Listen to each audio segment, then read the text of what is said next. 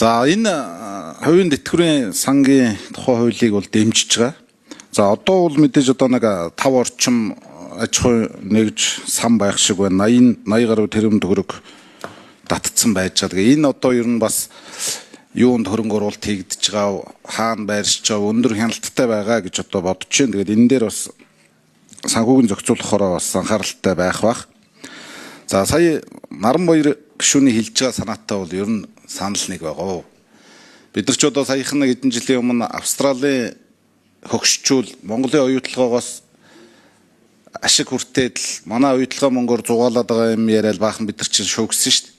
За тэгээ би бас судалж үзсэн. Гэтэл одоо Австралийн тэтгэврийн сан бол энэ гадны өндөр өгөөжтэй хувьцаануудыг аваад тэр хувьцааны өсөлтөөс ашиг хүртээд за яг тэрүүгээрээ одоо тэр ашигынхаа маржаар одоо тэр хөгшчүүлдээ одоо заавал яг нэг тогтсон хувь хэмжээгээр биш бас ингээ ашиг хүртээдэг тэтгэврийн одоо үр өгөөж хүртээдэг ийм зүйлүүд хийдэг юм байна л. Тэгэхээр яг энэ шиг энэ санг ирээдүйд ийм ингэж хөгжүүлж ингэж удирдах авч явах хэрэгтэй маа. Түүнээс шул өнөөдөр төлсөн эдэн төгрөгөөр нэг 10 жилийн дараа буцаагаад хувь хэмжээгээр өгөөж хүртээнэ гэвэл нөгөө мөнгөний ханшийн уналт нөгөө инфляцаас шалтгаалаад олигтой үр өгөөжгүй юм болох гэдэг байгаа байхгүй. Тийм учраас яг одоо тэр энэ сангийн хөрөнгөөр тэр гадны өндөр өгөөжтэй одоо бид нар ч Норвегийн баялагын сан гэж ярьдаг шүү дээ тийм ээ. Яг тэрэн шиг ингээд сангаа зөв удирдаад өндөр өгөөжтэй тэр үйл хөдлөх мөн одоо хувьцаа за тэгэл одоо өөр юу гэдэг баталгаатай засгийн газрын бондууд энэ төр аваад гэхдээ дандаа гаднаас түүнээс одоо нэг дотоодын зах зээл дээр эргэлдээл одоо магадгүй энэ 80 тэрбум төгрөгөөр нэг дотооддоо мөнгө хүлээд ээж магадгүй л дээ. Тэгэхээр ингэмээргүй байгаа юм.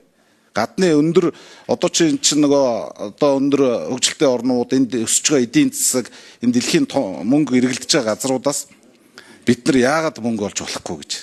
Тэгээ энийг л одоо бас сайн хуульчилж сайн оруулж өгмөр байна л да. Тэгэхээр энэ дээр бас санхүүгийн зохицуулахаараа бас илүү тийм санаачлагтай, илүү одоо судалгаатай зүйлийг оруулж ирмээр байна гэж хэлж байна. Тэгэхгүй бол одоо Австралийн тэтгэврийн сангийн өгчүүд болохоор Монголын оюутлагын баялагаас хувь хүртээд байдаг. Монголчууд өөрсдөө хүртэхгүй гэж бид нар чи ярьдаг тийм ээ. Яг тэрэн шиг магадгүй хэдэн жилийн дараа бид нар өөр нэг улсын хүмүүс биднэрт татаархацдаг. Бид нар Монголын хөгшчүүл одоо манай энэ баялагаас манай энэ үйл хөдлөхөөс одоо ашиг хүртээд байна гэдээ бас нэг ярианы бай болцсон сууж ивэл сайхан байна шүү дээ.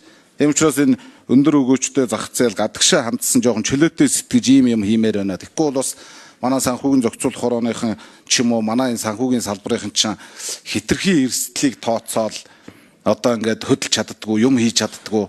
Тэгэл одоо нэг байгаа хэдэн төгрөгөө нэг дотоодынхоо зах зээл дээр л эргэлдүүлээл ингээд хүүлээд л байдаг. Энд чинь бие биендээ л мөнгө хүүлж байгаа хэлбэр шүү дээ. Тэгэхээр жоохон тийм задгай сэтгэж гадагшаа хөрөнгө оруулалт хийх юм боломжийг нээж өгөх зүйл залтыг оруулж өгмөр байна гэдэг саналыг хэлье. Тэгээд энэ зүйлийг бол дэмжиж байгаа.